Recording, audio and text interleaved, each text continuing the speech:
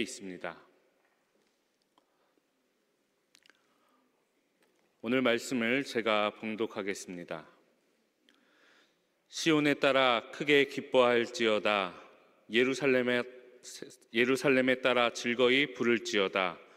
보라, 내 왕이 내게 임하시나니 그는 공의로우시며 구원을 베푸시며 겸손하여서 나귀를 타시나니 나귀의 작은 것 곧 나귀 새끼니라. 내가 에브라임의 병거와 예루살렘의 말을 끊겠고 전쟁하는 활도 끊으리니 그가 이방 사람에게 화평을 전할 것이요 그의 통치는 바다에서 바다까지 이르고 유브라데 강에서 땅 끝까지 이르리라. 윤인영 담임 목사님 나오셔서 평화의 약속이라는 제목으로 하나님 말씀 선포하시겠습니다. 할렐루야. 우리 옆에 있는 분과 인사 나누시겠습니다. 사랑합니다. 축복합니다. 잘 오셨습니다. 제 곁에 앉아주셔서 고맙습니다. 고맙습니다. 오늘 찬양처럼요 함께 가는 우리가 되기를 소망합니다. 오래전에 한 사진을 보면서 큰 감동을 받은 적이 있었습니다. 꽤 오래된 사진인데요, 혹시 여러분도 이 사진을 보셨던 기억이 있으셨는지 모르겠습니다. 많은 사람들이 보았던 이 사진은요, 두 소년이 어깨 동무를 한 그런 사진이었습니다. 이 사진은 1993년 리키 로젠이라고 하는 미국의 사진작가가 찍은 사진인데요, 이스라엘의 한 소년과 팔레스타인의 한 소년이 어깨 동무를 하고 이스라엘 땅을 바라보는 것과 같은 이 사진을 보면서요, 전 세계 사람들이 참 좋다라고 이야기했던 그런 사진입니다. 이 두 소년은 어른들의 다툼과는 상관없이 오랜 이웃으로서 친하였던 것 같고요, 그래서 서로가 한 소년은 팔레스타인 모자를 쓰고 있고 한 소년은 이스라엘 유대인들의 모자를 쓰고 있는데요, 그것과는 상관없이 서로 무슨 이야기를 그렇게 정답게 나누는지 어깨 동무를 하고 있는 이 모습을 보면서요, 사람들은 그렇게 참으로 함께함의 소망을 누릴 수 있었습니다. 그런데 나중에 알았는데요, 이 사진은 작가가 연출한 사진이었습니다. 그러니까 실제로 팔레스타인 소년과 이스라엘 소년, 그 둘이 어깨 동무를 하고 있는 것이 아니라요, 둘 다 이스라엘 소년이었다는 거예요. 이스라엘 소년 두 친구에게 부탁을 하여서요, 한 친구는 팔레스타인 모자를 쓰고 한 친구는 이스라엘 모자를 쓰고 그렇게 반대방을 방하여서 바라보아라고. 사실은 이 사진 말고 또 정면을 바라본 사진도 있는데요, 그렇게 서로가 어깨 동무를 하면서 친구로서 그렇게 사진을 찍자라고 하고 그 사진을 연출하여 찍었다라고 하는 이 이야기가 나중에 전해져 왔습니다. 조금 실망스럽긴 하였는데요, 그래도 이 작가가 전쟁과 다툼이 일상화되어 있는 팔레스타인과 이스라엘의 관계 가운데 언제까지 이렇게 살아가야 되느냐고, 우리의 아이들, 우리의 자녀들, 우리의 다음 세대가 살아가는 그 땅은 서로가 함께 이렇게 어깨 동무하는 삶이 되었으면 좋겠다라는 바람으로 찍은 이 사진을 보면서 또 다르게는 함께 그 사진작가와 함께 소망을 갖는 시간을 가질 수 있었습니다. 실제로 1993년에 이 이스라엘 땅에는 놀라운 일이 일어났습니다. 이전에는 끊임없이 다툼과 분쟁으로 일상화된 삶을 살아갔던 이들, 여러분이 보시는 이 사진에 나와 있는 두 사람이 악수를 하는 놀라운 일이 일어났습니다. 여러분이 보시기에 왼쪽 편에 있는 양복을 입고 있는 분은요, 당시에 이스라엘의 총리였던 라빈이라고 하는 총리였고요, 그리고 여러분의 오른쪽 편에서 보이시는 분은 팔레스타인의 자치정부인 아라파트 수반이었습니다. 이 두 사람이 이렇게 악수를 한다라고 하는 것은 있을 수 없는 일이었는데요, 여러 세계적 지도자, 오늘 여러분이 보시는 사진에는 빌리 클린턴이 중간에 중재 역할을 하고 있는데요, 이렇게 서로 적대 관계로 오랜 시간 다툼을 벌였던 그들이 마침내 손을 맞잡고 소위 오슬로 평화협정이라고 하는 것을 맺게 됩니다. 이 오슬로 평화협정이라고 하는 것은 이스라엘 유대인들이 소위 팔레스타인의 자치지구라고 불려지는 곳에서도 이사를 가서 그곳에서 머물면서 울타리를 치고 살았었는데요, 이 팔레스타인 자치지구에 지정되어 있는 그곳에서 이스라엘 사람들이 이사를 다시 이스라엘 땅으로 돌아가게 하여서 이스라엘 사람들이 자치 정부라고 여겨지는 이 팔레스타인 사람들이 사는 그 땅에는 온전히 평화가 있기를 그렇게 서로 협약한 것이 오슬로 평화협정이었습니다. 이렇게 오슬로 평화협정을 맺고 함께함을 통하여서 이들은 그 다음에 이듬해 1994년에 이 일로 인하여서 노벨 평화상을 받기도 하였습니다. 이렇게 이스라엘 땅에 마침내 평화가 시작되었다라고 생각하였는데요. 안타까운 것은 1995년 그렇게 그들이 노벨 평화상을 받은 그 다음에 이스라엘 라빈 총리가 암살을 당합니다. 이스라엘의 극우파로 알려졌던 사람들에 의하여서 왜 이렇게 팔레스타인 사람들과 평화협정을 맺었느냐라고 이야기하며 그를 암살하였고, 이후에는 또다시 네타냐후 총리가 들어서면서 분쟁이 가속화되어졌지요. 그리고 그들은 계속하여 분쟁하고 있습니다. 특별히 지난 10월 7일 시작된 이스라엘과 하마스의 전쟁은 계속하여 진행 중이지요. 잠시 잠깐 휴전하여서 어떻게 하면 평화를 이룰 것인가라고 하는 것에 고민하지 아니하고 어떻게 하면 보다 심각한 가해를 상대방에게 가할 수 있을 것인가라고 하는 것을 고민하였고, 마침내 휴전이 끝나자마자 수없이 많은 미사일들을 서로 상대방을 향하여 쏘고 있는 것을 봅니다. 특별히 이스라엘 군인들이 가자의 북부 지역을 그렇게 점령했을 뿐만이 아니라 남부 지역도 침입하여서 무차별적으로 폭격을 가하고 있는 것을 우리는 봅니다. 유엔에서 99조를 시행하면서 강제적으로도 휴전을 좀 하도록 하자라고 이야기했는데요. 이권이 달린 강대국에 의하여서 그 휴전을 함께 도모했던 것도 무산되어졌지요. 그래서 이 전쟁은 누구도 멈출 수 없는 전쟁이 되었습니다. 그런데 이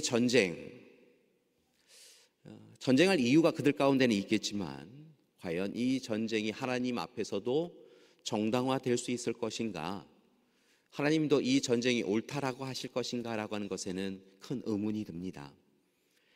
특별히 어른들의 맹목적인 증오와 광결인 폭력에 의하여서 오늘 이 시간에도 이유 없이 사랑하는 자녀들이, 어린이들이 죽음을 당하고 있다라고 하는 것, 그리고 언제든 죽음을 당할 수 있다라고 하는 두려움에 빠져 있는 그 아이들을 생각하면 답답하고 아픕니다. 분명한 것은 전쟁은 하나님의 뜻이 아니라는 것입니다. 물론 성경의 말씀에 보면 거룩한 전쟁이라고 하는 것이 나오는데요, 하나님께서 거룩한 전쟁을 통해 전쟁에 개입해 가시는 것은 그 전쟁에 승리를 얻기 위한 것이 아니라 모든 전쟁의 악함에 대하여 이야기하며 전쟁을 종식시키기 위하여 하나님께서 개입해 들어가시는 것을 볼 수 있다고 한다면 모든 전쟁은 하나님이 원하시는 전쟁이 아닌 것을 깨닫습니다. 오히려 하나님은 평화를 원하시는 하나님이신 것이지요. 따라서 이제 우리는 하나님이 원하시는 평화를 이 땅 가운데 이루기 위하여 오늘 이 시간에도 이유를 알 수 없는, 처음에는 이유를 알겠지만 그 다음에는 이유가 없는 전쟁을 계속하며 싸우고 있는 이 땅 가운데 그것은 하나님의 뜻이 아님을 이야기하며 그들로 하여금 온전한 화평과 화해와 평화를 이루기 위하여서 우리는 함께 기도해야 될 줄 믿습니다.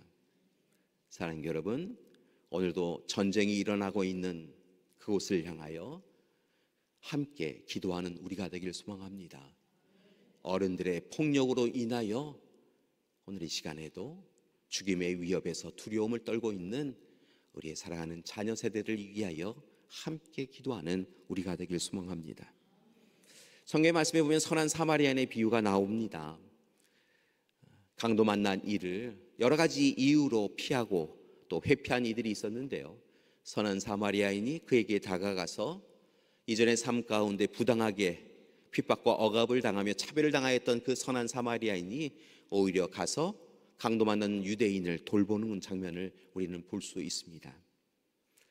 바라고 나기는 오늘 이 시간 우리가 누군가 상처를 당하고 아픔을 당한 이가 있다고 한다면 그가 그 당한 이유에 대해 논하기 이전에 그를 보다듬고 살피고 그를 위하여 함께 눈물을 흘릴 수 있는 우리가 되길 소망합니다. 평화를 위하여 일해야 한다는 것이지요. 누군가를 위하여 먼저 사랑을 베푸는 선한 영향력을 끼쳐가는 것이 우리가 마땅히 행해야 될 일인 줄 믿습니다. 16세기에 스위스의 종교개혁자 중에 한 사람인 평화의 사도라고 불려졌던 이에 소위 피에르 비레라고 불려지는 이 사람은 여러분 잘 익숙하지 않을 텐데요, 참 놀라운 이야기를 했던 것을 봅니다. 종교개혁자들은 이 종교개혁을 이룬다라고 하는 사실만으로 부당한 핍박과 억압을 당하고 때로는 화형당하여 죽임을 당하기도 하였는데요, 이 비레는 설득과 포용, 화해를 통하여 평화의 일꾼으로 살아야 하는 것이 우리가 마땅히 행해야 될 일이다라고 또 이야기한 것을 볼 수 있습니다. 폭력에 폭력으로 대하는 것이 아니라 부당한 억압을 당한다고 한다면 그것에 폭력을 행하는 것이 아니라 오히려 그들을 품고 그들을 설득하고 그들을 설득하지 못하는 시간에도 그들을 포용하고 화해를 위하여 살아가는 것이 우리가 마땅히 살아가야 될 삶이다라고 이야기했다는 것이지요. 그의 이야기가 오늘 이 시대에 더 가까이 다가오는 이유는 이 시대가 끊임없는 이유를 가지고 분쟁하고 다투고 있기 때문에 그렇습니다. 남과 북이 나뉘어 다툰 지 오랜 시간이 지났지요. 그런데 실은 남과 북만 싸우는 것이 아니라 동과 서가 나뉘어 다툽니다. 남자와 여자가 다툽니다. 세대 간에 서로 다름에 대하여서 틀리다라고 이야기하며 다툰 지 오래되었습니다. 예전에는 한 세대를 한 30년 정도로 보았는데요, 요즘 이 시대는 한 세대가 10년 또는 15년 정도 된다고 합니다. 세대 간의 다름에 대하여 이야기하며 도대체 어른 세대와 부모 세대와는 이야기할 수 없다라고 자녀 세대가 이야기하고요, 자녀 세대를 바라보며 부모 세대는 도대체 저 자녀 세대가 어디에서 이렇게 갑자기 튀어나왔느냐라고 이야기하며 다툽니다. 이 다툼이요, 지금 일어난 것이 아니라 아주 오래된 역사를 가지고 있지요. 요즘은 우스갯소리로 쌍둥이 간에도 세대 차이가 있다라고 이야기하며 우리는 그렇게 다툽니다. 다투며 그것이 일상화되었고 다투어서 내가 이기는 것이 옳다라고 이야기하며 그렇게 싸우는 것이지요. 그런데 하나님은 그것이 옳지 않다라고 이야기하셨다는 것을 우리는 알고 있습니다. 이사야 11장 6절의 이하의 말씀을 보니까 여러분이 잘 아시는 말씀처럼 하나님이 원하시는 세상은 이리와 어린 양이 표범과 새끼 염소가 함께 눕는 세상이라는 것이지요. 암소와 곰이 서로 친구가 되어지고요, 젖먹는 아이가 독사의 구멍 곁에서 장난하여도 아무 일도 일어나지 아니하고요, 젖된 아이가 독사의 굴에 손을 넣을 수 있는 그런 곳이 바로 하나님이 이루시는 평화로운 세상이다라고 이야기하고 있다는 것입니다. 하나님이 창조한 세상, 하나님이 구원을 이루어 주신 세상, 오늘 이 시간에도 역사하시고 이끄시는 세상은 그와 같이 분쟁과 나눔과 다툼으로 싸우는 세상이 아니라 서로가 친구가 되어 함께하는 세상이 바로 하나님이 원하시는 세상, 하나님이 이루시는 세상이다라고 이야기하고 있는 것이지요. 상생과 공존의 세상이 바로 하나님이 세우신 세상인 것입니다. 따라서 우리는 열심히 오늘 이 시간에도 서로 다투는 것이 아니라 함께 상생하기 위하여 공존하기 위하여 서로를 돌보며 살아가야 될 줄 믿습니다. 이것이 중요한 이유가 또 한 가지 있는데요, 마태복음 5장 9절의 말씀을 보니까 참으로 놀라운 말씀이 기록되어 있습니다. 화평하게 하는 자는 복이 있나니 그들이 하나님의 아들이라 일컬음을 받는다라고 이야기하고 있다는 것이지요. 우리는 하나님의 자녀이지 않습니까? 하나님의 아들이요 딸이지 않습니까? 여러분, 오늘 이 시간 우리가 하나님의 아들, 딸로서 온전히 그렇게 인정받기 위하여서는 무엇보다 화평케 하는 삶, 평화로움을 이루는 삶을 살아가야 될 줄 믿습니다. 우리가 우리의 가정에서, 우리 교회에서, 우리가 지역사회에서 참으로 평화를 이루는 자로 살아갈 때, 평화를 누리는 자로 살아갈 때 세상 사람들이 저 사람은 하나님의 자녀야 라고 인정하기 때문이라는 것입니다. 오늘 이 시간 우리는 대림환의 두 번째 초를 밝혔습니다. 지난주에 밝힌 첫 번째 초는 희망을 상징한다고 한다면, 이제 불을 밝힌 두 번째 초는 평화를 의미합니다. 오늘 시간 두 번째 평화의 초를 밝혔는데요, 우리 모든 믿음의 가족들의 삶에 평화가, 세상이 주는 평화가 아니라요, 하나님이 주시는 평화가 가득한 이 시간이 되기를 소망합니다. 이 말씀을, 평화를 누리는 이 약속을 오늘 스가랴 선지자가 말씀을 통하여 우리에게도 또한 전해주고 있는 것을 볼 수 있는데요, 스가랴서의 말씀을 읽기 위하여서는, 잘 이해하기 위하여서는 시대적 배경을 이해할 필요가 있습니다. 오늘 말씀 스가랴 9장이 쓰여진 이 시대의 배경은 이스라엘 백성들이 바벨론 포로기를 끝내고 약속의 땅인 예루살렘으로 돌아온 시기입니다. 그들은 하나님의 강권하심을 통하여, 인도하심을 통하여 약속의 땅으로 돌아오며 이제 모든 것이 다 회복되었다라고 하는 기대를 가지고 있었습니다. 그런데 돌아와 보니까요, 그들이 마주대하는 하는 예루살렘의 현실은 참혹하였습니다. 앞서도 말씀을 드렸지만 그들이 대하는 현실은요, 모든 것이 황폐화된 현실이었습니다. 성전은 여전히 무너져 내렸었고요, 왕궁도 무너져 내렸습니다. 그들이 살고 있던 삶의 집터도 다시 온전한 집이 세워진 것이 아니라 폐허로 남아 있었습니다. 아무것도 기대할 수 있는 것이 없었다는 것입니다. 이 절망의 현실을 바라보며 그들은 눈물을 흘리며 이제 어떻게 살아가야 되는가라고 하는 것에 대하여 고민하였는데요, 오늘 하나님께서 스가랴를 통하여 놀라운 약속의 말씀, 희망의 소식을 전하십니다. 그것은 바로 하나님께서 예비해 주신 메시아 구원자가 마침내 이 절망의 땅에 보냄을 받고 그들 가운데 찾아오셔서 그들에게 진정한 희망을, 평화를 허락해 주실 것이다 라고 하는 그런 약속이었습니다. 그것이 바로 오늘 9절과 10절의 말씀인데요, 스가랴 예언, 메시아 오심에 대한 예언을 함축적으로 담고 있는 오늘 9절과 10절의 말씀을 다시 우리의 입술로 다시 한번 읽어보도록 하겠습니다. 시온에 따라 크게 기뻐할지어다. 예루살렘에 따라 즐거이 부를지어다. 보라, 내 왕이 내게 임하시느니 그는 공의로우시며 구원을 베푸시며 겸손하여서 나귀를 타시나니 나귀의 작은 것 곧 나귀 새끼니라. 내가 에브라임의 병거와 예루살렘의 말을 끊겠고 전쟁하는 활도 끊으리니 그가 이방 사람에게 화평을 전할 것이요 그의 통치는 바다에서 바다까지 이르고 유브라데 강에서 땅끝까지 이르리라. 아멘. 오늘 말씀을 보니까요, 전쟁으로 인하여서 완전히 폐허가 된 그 땅에 전쟁으로 인하여 포로가 되었다 돌아온 그들에게 오늘 이 시간 하나님께서는 스가랴를 통하여 마침내 메시아 구원자가 오시는데, 그분은 겸손하실 뿐임, 겸손의 왕으로 겸손하게 오실 뿐만이 아니라 평화의 왕으로 너희 가운데 오실 것이다 라고 이야기하고 있는 것을 봅니다. 특별히 겸손하셔서 평화를 이루기 위하여 오시기 때문에 나귀 새끼를 타고 오신다, 새끼 나귀를 타고 오신다라고 그렇게 말씀을 전하고 있는 것을 볼 수 있습니다.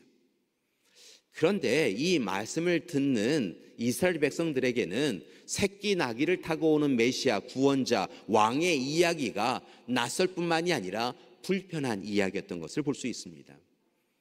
왜냐하면 이제 폐허가 된 땅에서 그들은 왕 중에 왕이신 메시아가 오신다고 한다면 이 폐허가 된 땅을 다시 회복하고 힘과 권력으로 자신들을 괴롭혔던 바벨론과 페르시아를 무너뜨릴 수 있는 왕이 오기를 소망하는 마음이 그들 가운데 있었다는 것입니다.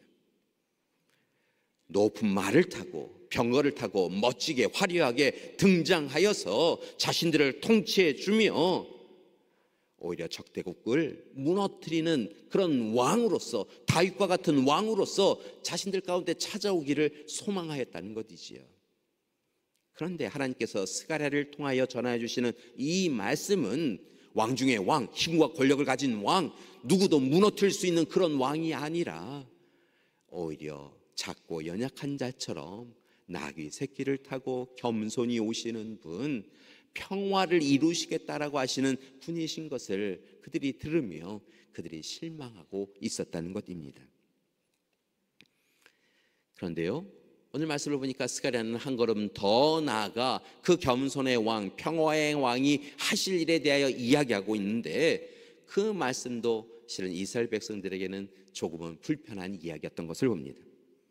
이제 오실 메시아, 구원자, 그분이 우리 가운데 찾아오시면 그분은 병거를 없애고 군마를 없애며 전쟁할 때 쏘는 활을 부서뜨리고 꺾으시리라라고 이야기하고 있다는 것입니다.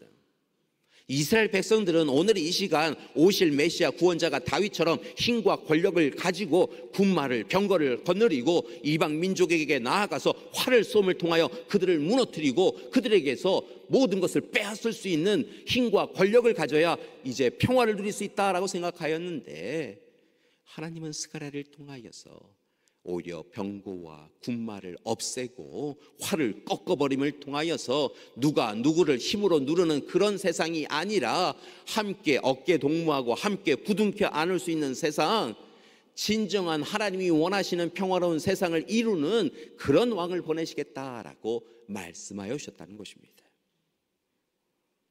그리고 그분이 이루는 평화가 땅끝까지 이르리라라고 약속하여 주십니다. 그리고 이 이상하고 한편으로는 불편하였던 예언이, 스가랴의 예언이 먼 훗날 그대로 이루어지는 것을 우리는 볼 수 있습니다. 마태복음 21장, 마가복음 11장, 누가복음 19장, 요한복음 12장, 그러니까 4복음서에서 모든 복음서에서 다루었다라고 하는 것은 굉장히 중요한 사건이었다는 것을 우리에게 보여주고 있는데요, 그 사건은 바로 여러분이 화면에서 보시듯 예수님께서 예루살렘으로 입성하시는 장면인 것을 볼 수 있습니다. 예수님은 오늘 이 시간 예루살렘으로 입성하시는데요,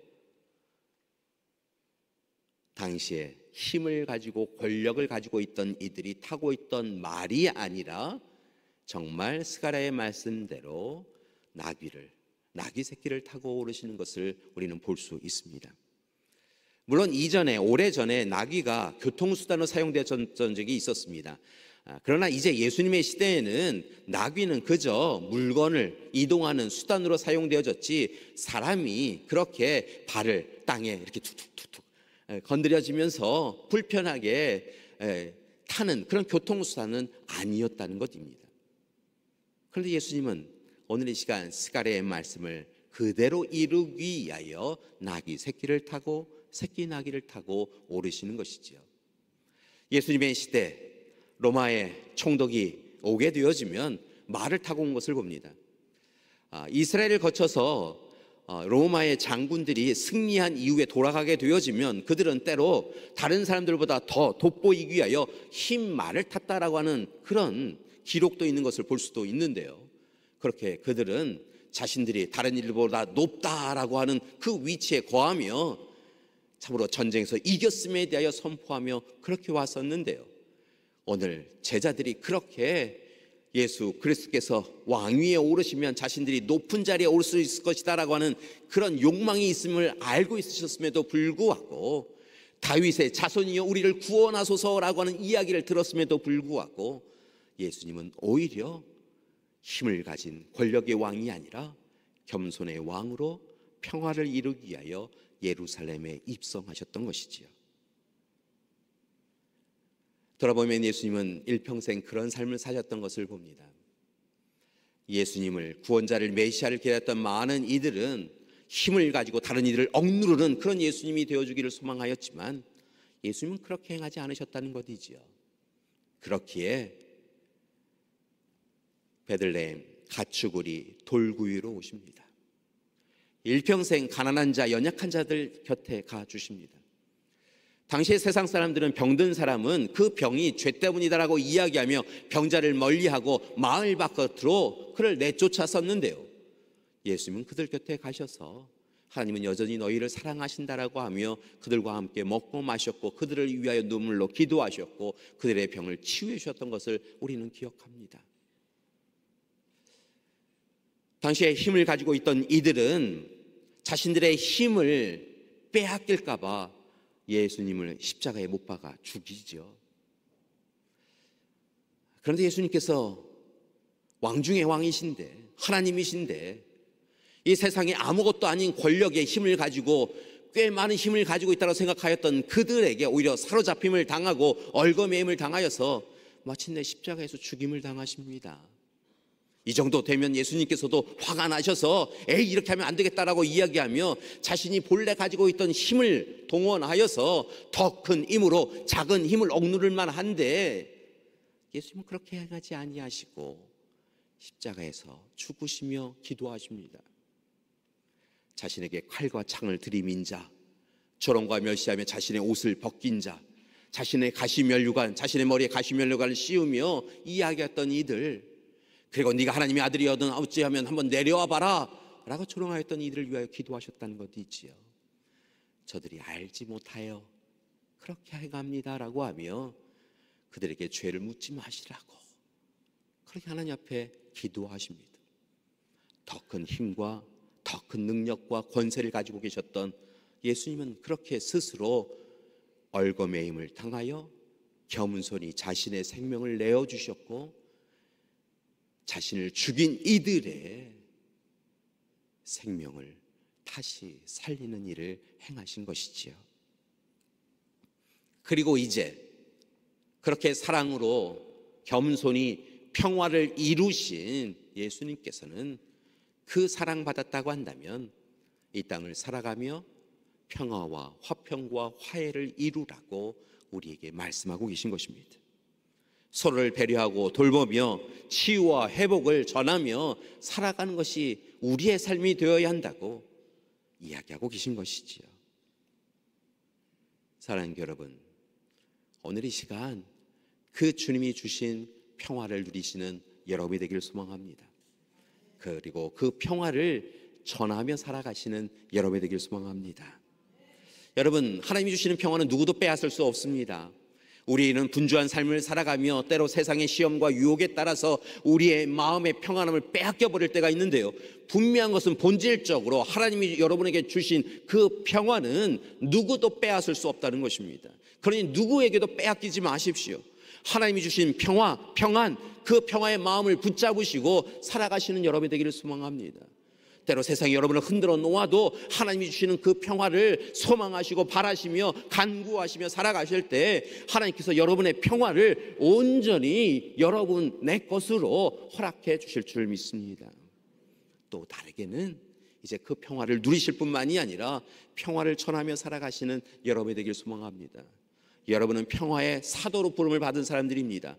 그러니 여러분이 거하는 곳마다 분쟁과 다툼이 일어나는 곳이 아니라 여러분이 거하는 곳마다 평화와 화평과 화해가 이루어지도록 함께 노력하셔야 한다는 것입니다. 때로 삶을 살아가면 미움의 눈빛을 한 이들이 여러분 곁에 있을 때가 있습니다. 여러분은 어떻게 하십니까? 누군가 여러분을 향하여서 이유 없이 미움의 눈빛을 하면 어떻게 하십니까? 함께 미움의 눈빛을 하십니까? 아니면 손을 드십니까? 아니면 그와 함께하지 않겠다라고 하며 그를 거절하고 거부하십니까? 분명한 것은 우리 가운데 주신 하나님의 평안이 우리를 사로잡고 있다고 한다면 때로 미움의 눈빛을 하는 이를 향하여서도 환한 미소를 지으시며 무슨 일 때문에 그러십니까? 라고 미소를 지을 수 있다는 것이지요. 그리고 그 미움에 대한 이야기를 하면 그렇게 생각하실 수 있겠었겠군요 라고 하며 미안합니다라고 주저함 없이 이야기할 수 있다는 것입니다. 그리고 그를 품어줄 수 있다는 것이지요. 그것이 바로 그리스도인의 삶이 되어야 한다는 것입니다.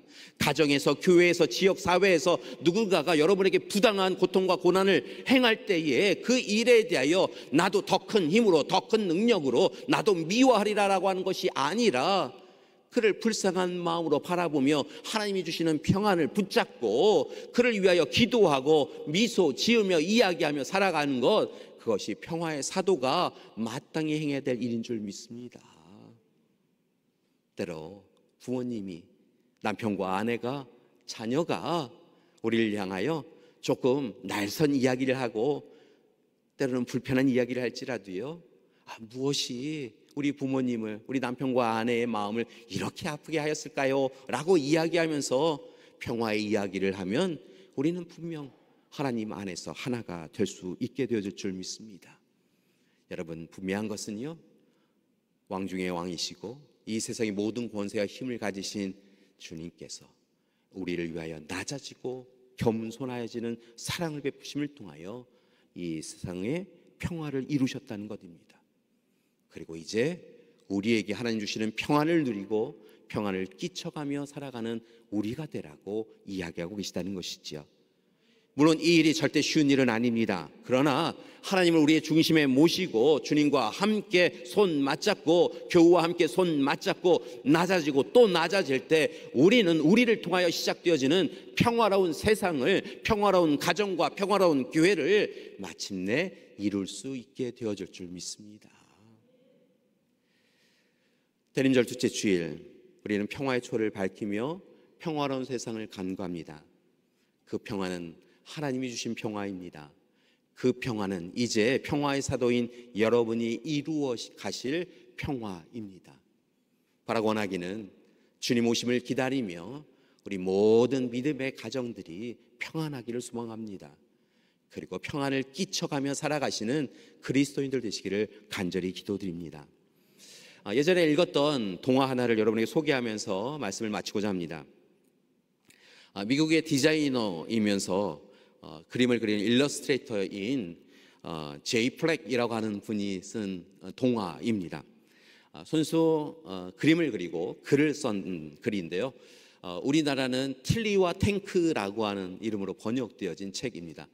이 책을 자녀에게 읽어주신 부모님들도 계시리라 생각이 드는데요. 특별한 만남을 소개하고 있습니다. 여러분이 보시기에 왼쪽에 보시면 파란색 코끼리가 있고요. 오른쪽을 보시면 녹색 탱크가 있습니다. 이 둘이 주인공입니다. 어느 날 코끼리 틸리는요, 들판으로 산책을 나갑니다. 그런데 그 들판에서요, 특별한 코끼리를 만납니다. 틸리는, 이 파란색 코끼리인 틸리는요, 이 코끼리만 봤으니까요, 반대편에 이 탱크라고 생각 못하고요, 자신과 비슷한 코끼리라고 생각합니다. 왜냐하면 코가 기니까 말이죠. 그리고 저 코끼리는 녹색 코끼리네 라고 생각하였다는 것이죠. 그래서 파란색 코끼리인 틸리는요, 얼른 막 뛰어가서요, 이 녹색 코끼리에게 안녕하고 인사를 했다는 거예요. 그렇게 안녕하고 인사를 하였는데요, 반대쪽에 있었던 이 녹색 탱크는요, 반대편에서 달려오는 이 파란색 코끼리를 코끼리라 생각 못하고요, 파란색 탱크라고 생각하였다는 거예요. 적군이라 생각합니다. 가까이 오면 올수록 두려움이 생겼고요, 처음에는 경고음을 울리다가 펑 하고 포를 쏘았다는 거예요. 포를 펑 쏘는 걸 처음 봤죠. 그래서 이 파란색 코끼리인 틸리가요, 깜짝 놀라서요, 저 멀리로 도망갑니다. 도망을 가기는 하였는데요, 신기한 거예요. 또 호기심이 생겼어요. 그래서 나무 사이로 고개를 빼꼼히 매기고요, 다시 이 녹색 코끼리를 바라봅니다. 멀리서 바라보고 있는 이 파란색 탱크를 바라보면서요, 이 녹색 탱크가 도대체 뭐지? 왜 쟤는 포를 쏘지 않지? 라는 생각을 하였어요. 다시 이 파란색 코끼리 틸리가 용기를 가지고요, 이 녹색 탱크를 향하여 가까이 옵니다. 다시 이 녹색 탱크는요, 포를 쏩니다. 도망가는 길에요, 그만 굴러버리고요, 꽃밭에 떨어지게 되어졌어요. 왜 이렇게 쟤는 포를 쏘지? 라고 생각하였다가요, 이 파란색 코끼리는 이렇게 생각하였다는 거예요. 내가 안녕이라고 이야기하듯 쟤는 포를 쏘는 것이 나에게 안녕 인사하는 거겠구나 라는 생각을 하니까요, 알았다 라고 생각하고요, 마침 꽃밭에 떨어졌으니까요, 꽃 하나를 탁 꺾어서요, 꽃을 가지고 상대방에게 향하여 나아가서 녹색 탱크에게 전합니다. 꽃을 전하는 파란색 코끼리 틸리의 모습을 보고 비로소 녹색 탱크는 적군이 아니라 친구라고 하는 것을 알았다는 거예요. 곧 이어 녹색 탱크가 사라졌는데요, 잠시 후에 도착한 녹색 탱크가요, 파란색 코끼리인 틸리에게 꽃 선물을 했다는 거예요. 이렇게 둘은 행복하게 살았답니다 라고 하면서 동화가 끝이 나요. 이 책을요, 교회학교 친구에게 전해주면서 읽으면서요, 제가 감동받았잖아요. 우리는 어찌 보면 적을 향하여 포를 들이밀고 있는 탱크처럼 살고 있는데요, 꽃을 전하는 파란색 틸리 코끼리처럼 살아가는 것이 하나님이 원하시는 세상이 아닐까라는 생각이 듭니다. 이 시대에도 끊임없이 분쟁과 다툼의 소식이 들려옵니다. 주님 오심을 기다리는 주님 오심의 땅에도 여전히 아이들은 죽임을 당하고 있습니다. 오늘 이 시간 우리는 아기 예수님이 오심을 예비하고 준비하며 영접할 준비를 하고 있는데요. 바라고 나기는 다툼이 있는 세상을 향하여 기도해 주시기 바랍니다. 그리고 또한 우리 가운데 허락하여 주신 하나님이 주시는 평화를 누리고 평화를 여러분의 가정과 교회와 지역사회, 이 나라 이민족에 이루어져 갈 수 있도록 선한 영향력 가운데 평화를 끼치며 살아가시는 평화의 일꾼들 되시기를 간절히 기도드립니다. 오늘 시간 마지막으로 옆에 있는 분에게 인사를 나누겠는데요. 교회는 전통적으로 두 가지 인사를 나누곤 하였습니다. 첫 번째는 하나님의 사랑이 당신에게 있기를 원합니다 라고 하는 것이었고요. 그것을 우리가 함께 나누고 있지요. 사랑합니다, 축복합니다 하면서 우리가 전통적으로 지켜왔던 인사말을 하고 있는데요. 또 다른 인사말이 한 가지 있었습니다. 그것은 바로 무엇이냐면 당신에게 주님의 평화가 있기를 원합니다 라고 하는 그런 인사를 나누었지요. 초대교회 때에 많은 사람들이 잡혀가고 죽임을 당하는 그 시대에 하나님의 평화가 당신에 있기를 원합니다라고 하며 카타콤에 모인 이들이 서로가 그리스도인으로서 인사를 나눴던 것을 봅니다. 오늘 이 시간 우리 오랜만에 평화의 인사를 함께 나눌까요? 여러분은 옆에 있는 분에게 이렇게 다시 한번 평화의 인사를 할 수 있었으면 좋겠습니다. 주님의 평화가 당신에게 함께 하시기를 기도합니다. 주님의 평화가 당신에게 있기를, 이렇게 인사하며 살아가는 우리가 되기를 소망합니다. 분쟁이 가득한 세상에 오직 하나님이 주시는 평화가 함께 하실 줄 믿습니다. 함께 기도하시겠습니다. 사랑의 하나님, 전쟁과 다툼과 분쟁이 가득한 이 세상 가운데 예배해 주신 평화와 화평과 화해가 이루어지게 하여 주시옵소서. 예수님의 이름으로 기도드립니다. 아멘.